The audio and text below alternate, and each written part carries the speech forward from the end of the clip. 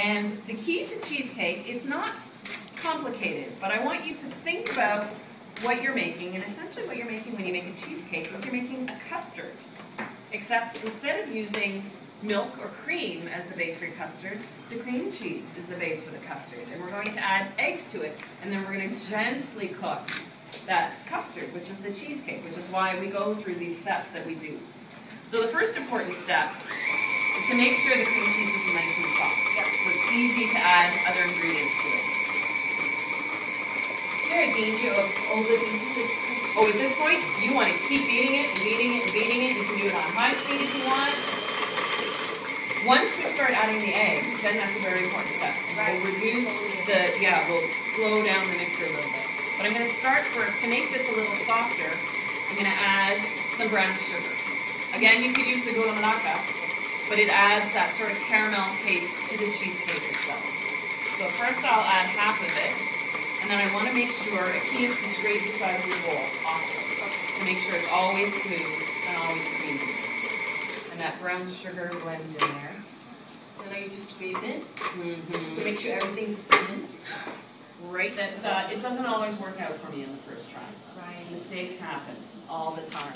I'm working right now on a brand new baking cookbook, lots and lots and lots of recipes to share with you. And now that, since I haven't even handed in the manuscript, I'll bet I'll include some of these beautiful Malaysian flavors I've had here. And because we do have it available. Gula melaka, we call it palm sugar at home, so that's how I can buy it. Pandan leaf, I have to find some way to get that home to Canada. I can't, that's not available. It smells so good. But these mistakes happen all the time. I was working on a classic North American dessert, lemon meringue pie. Everybody loves lemon meringue pie, and it's actually one of the harder desserts to make. You gotta make the pie crust, you have to make this lemon pudding filling, and then a fluffy meringue on top. And I thought, people get stuck with the meringue. And I thought, I need to reinvent how we do our lemon meringue pie to make it easier. So I'm feeling very good about myself, thinking, well, I know all the tricks. And I'm going to get in there and I'm going to heat the egg whites with the sugar, and I'm going to make it easier to whip, and I'm going to put more sugar than I normally would so that it holds itself, sort of with my past lessons. And I made it, and it was beautiful. And it just was this high on top of the pie. Wow. Absolutely a dome of just 6 egg whites. That's all it took. And then I put it in a high oven to brown it, and it browned perfectly, evenly, and I had swirls and dollops, and it was just gorgeous. And then I put it in the refrigerator because you have to chill it before you serve it. And I was so confident in myself, I called friends over to serve this pie to, who I know love lemon meringue pie. And I cut into it, and the first cut, because I had way too much sugar in there, the whole meringue collapsed and turned to soup and spilled on the table. That recipe's not making it in the book.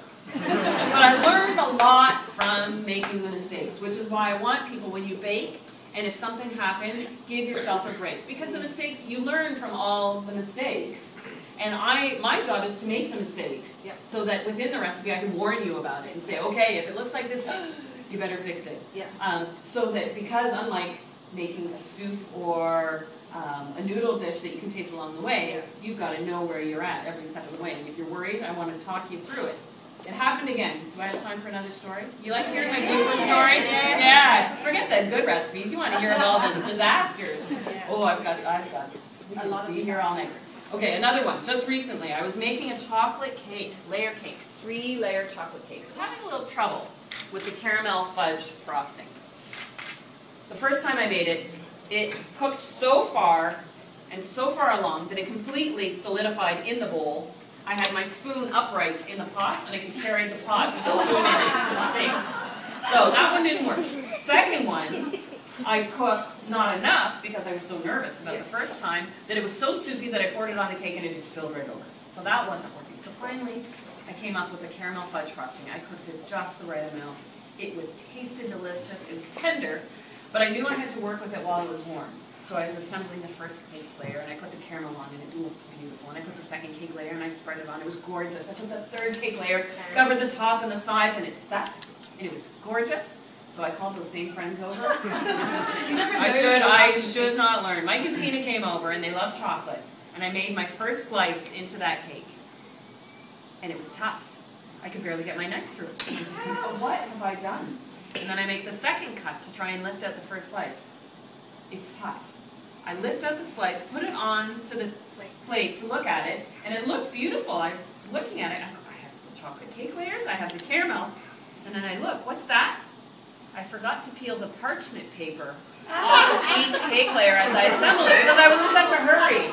So it looks like I was trying to add extra fiber to our diet. Fortunately, I was able to just wrestle out and pick it out.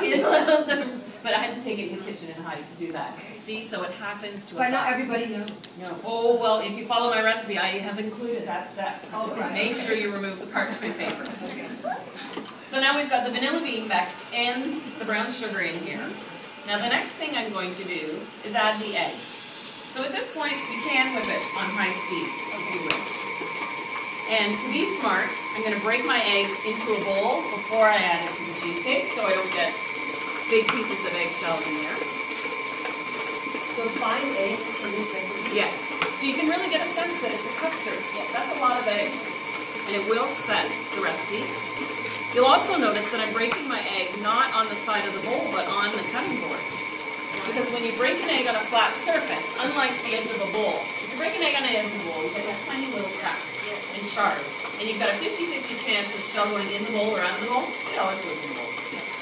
So, and it's hard to extract when it's small pieces. If you break an egg on a flat surface, your kitchen counter, your cutting board, you get a nice, clean, flatter break.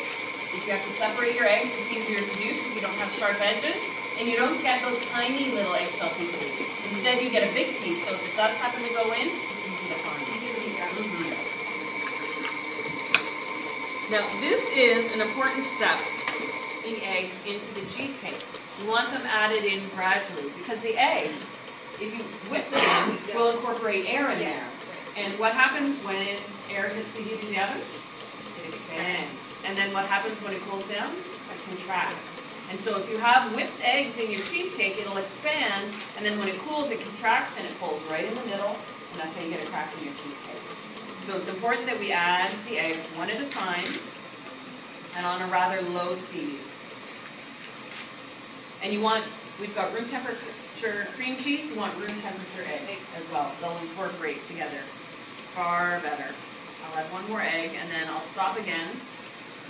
Scrape the side of the bowl to make sure it's nice and smooth and creamy.